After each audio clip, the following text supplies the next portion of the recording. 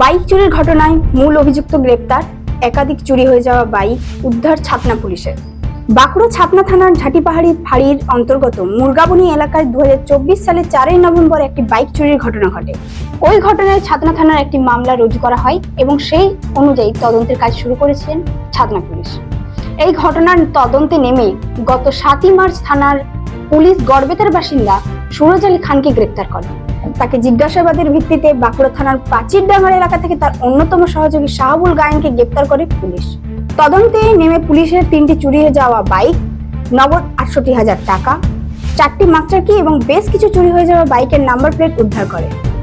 বাঁকুড়া জেলা পুলিশ সূত্রে জানা গেছে, অভিযুক্ত সুরজ আলী খান গড়বেতা, দেবরা এবং পশ্চিম মেদিনীপুর জেলার বিভিন্ন থানায় সংগঠিত বাইক চুরির একাধিক মামলার সঙ্গে যুক্ত ছিলেন এবং তার বিরুদ্ধে ইতিমধ্যে একাধিক গ্রেপ্তারি পরোয়ানাও জারি হয়েছে। এই ঘটনার সঙ্গে সংশ্লিষ্ট আরো কোনো তথ্য আছে কিনা তা খতিয়ে দেখছেন ছাতনা থানার পুলিশ।